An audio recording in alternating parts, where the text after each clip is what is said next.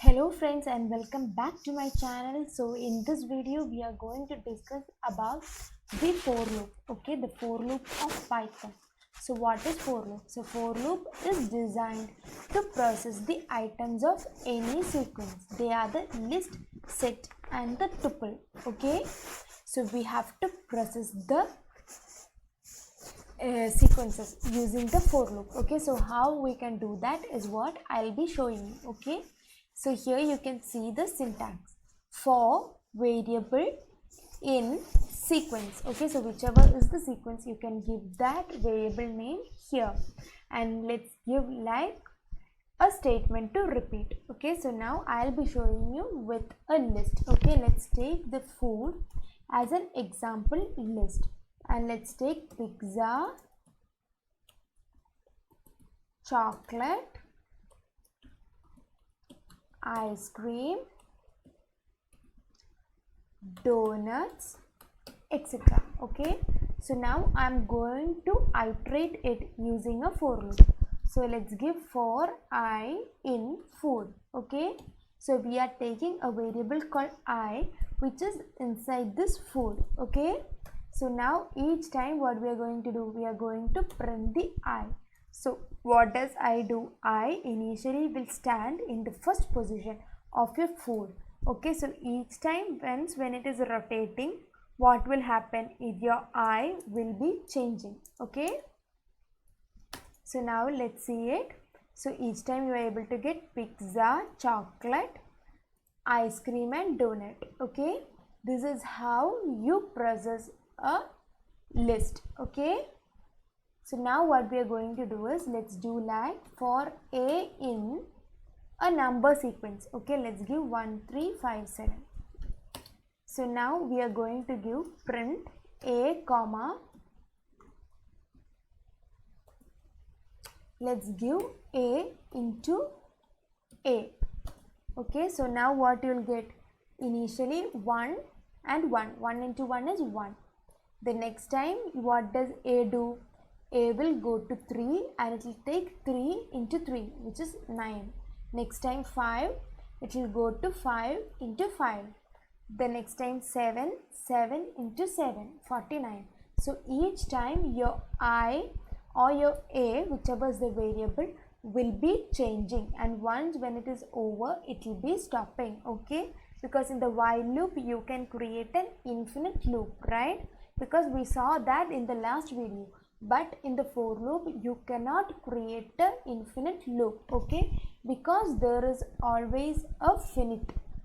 Okay, so now let's give like for x in a string. Okay, I am going to give it to be coding dud. Okay, so now I am going to give print x. So what will happen? You can see that each time it's going to take a variable, a letter from your string, and it is going to iterate through it so that you are able to get coding dud. Okay, so suppose I give end is equals to a blank space, then what will happen? You will be able to get it in a straight line. Okay, here we gave a space, so we got it. So now let's give an into in between. Okay, so here you can see end is equals to means it doesn't go to the next line. Okay, it will be in the same line itself like this. Okay, but here we are separating it using a asterisk. Okay, so that is why we are able to get it like this. Got it? Is it clear for you guys? I hope this was clear for you. So now again we are going to move to another function called range function. Okay, so what is range function? So here you know that we have given 1 2 3 4 5 6 7, right? So using the range function, it is used to specify a range of numbers in a list. Okay, but you no need to create a list. Used to specify a range of numbers in a list, but you no need to create it. Okay, you can either give the starting range and the ending range. so that it will be taking the complete numbers. So now I'll show you for x in range of 3, 7. Okay, so now let's try to print x. Here you can see it's like 3, 4, 5 and 6, because always if you give the stop range, it will be taking the stop range minus 1, which is up to 6. Okay, so this is how a range function works. So now we are going to do a program code to get a number table. Okay, you know multiplication tables of a number. So let's give number is equals to 8. Okay, so we are taking a number table of 8. So now let's give for a in range 1, 11, because we need up to 10. Okay, so now let's print number into a equal to number into a. Got it? So here you can see 8 ones are 8, 8 twos are 16, 8 threes are 24. Up to that it will be going. So if you want it to be given by the user input, what you can do? Let's give int input of enter the number. So whichever is the number that you input, according to that your table you will be able to get. If you want up to 21, what can you do? Up to 20 you can give 1, 21. So up to that much you will be able to get. Can you see? These are the multiplication table of 1 to 20. Got it? So I hope up to this much is clear. So again we are going to discuss something called nested for loop. Okay, a for loop inside another for loop is known as a nested for loop. Okay, so what we are going to do is we are going to nest a loop inside the another loop. So now I am going to give for a in range of 3. So what am I going to get? I'll get 0, 1, 2, right? Got it? So now let's give for b in range of 5, 7. So which all it will take? It will take 5 and 6, right? So now let's print out a, b. So here you can see that 0, 5, 0, 6, 1, 5, 1, 6. So what it does? A chooses a value 0 initially and it goes to b. So inside the b, what you have? Let's write it in a list. Okay, 0, 1 and 2. And the b takes the values 5 and 6. So first it will go take 0 and 5. Next time what it will do after printing 0, 5, it will go back to the b loop and take 6. That time also your a is 0. So now the b is over. So now it will go to the a, choose the next one, come back, choose the first one in the b. So you will get 1, 1, 5, 1, 6, 2, 5, 2, 6. And it will go on like that. Okay. So this is how a nested loop works. Okay. Again we are going to do a program to find out whether a number is prime or not. To check whether a number is prime or not. Whether a number is prime or not.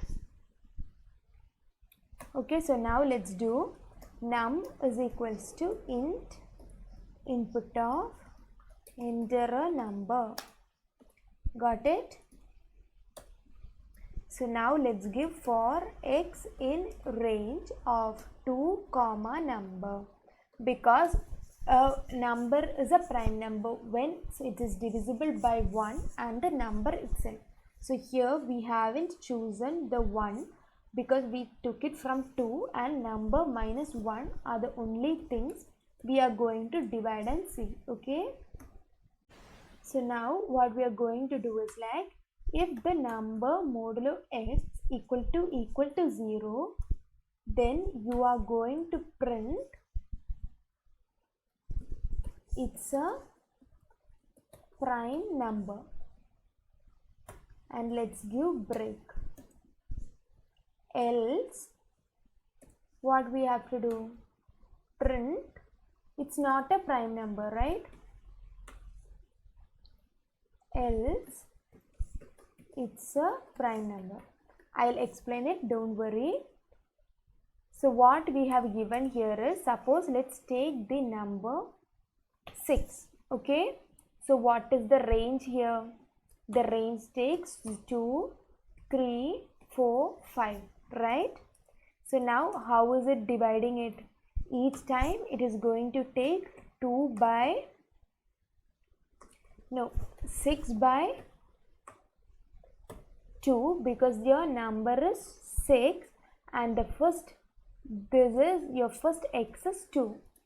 Okay, now it will take 6 by 3, it will do 6 by 4, and it will do 6 by 5, and it will check whether the remainder is 0. So this is the number 0, right? 6 by 2 is 0, which is 3 modulus, right? So you will get that it is not a prime number. Okay, so now let's take the number 11. So 2, 3, 4, 5, 6, 7, 8, 9 and 10. So if you divide the number 11 by 2, 11 by 3, will you get a remainder 0? No. So that's why it will come to the else and it will print it's a prime number. But this is happening for many times, right? But we just need it for a single time. So what you have to do, you have to give the else for the for loop. Okay, then you will be able to get whether a number is prime or not.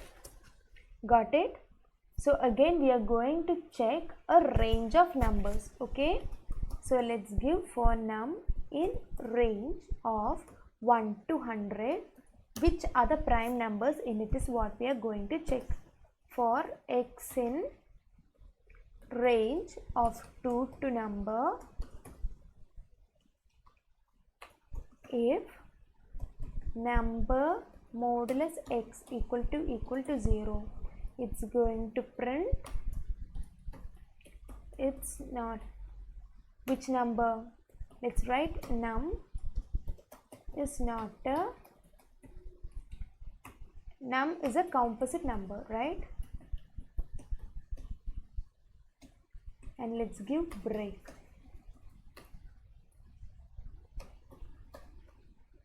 Else what you're going to give? Print number is a prime number. Got it? So now here you are going to get which are the composite numbers and which are the prime numbers. Got it? So if you don't want to see which are the composite numbers, only the prime numbers, you can directly give like a hash sign in front. Okay, so that it will be taking all the prime numbers. Got it? So this is how you check whether a number is prime or not. Okay, if you want both of them, here you can do it. So suppose you want to count how many prime numbers are there. Okay, so let's give count p prime numbers is equals to 0.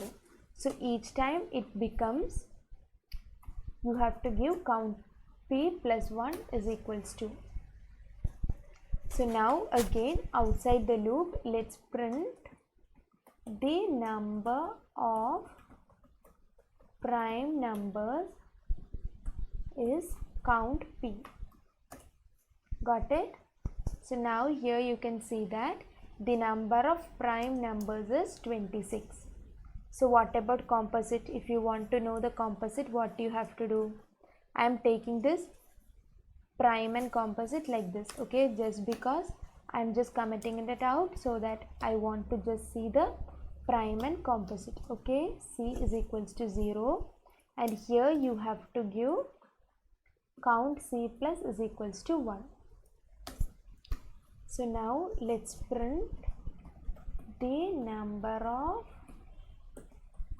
composite numbers is count C.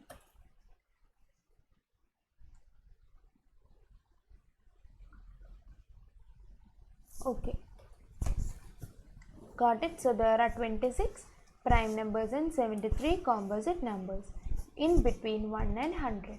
Let's look between 1 and 1000.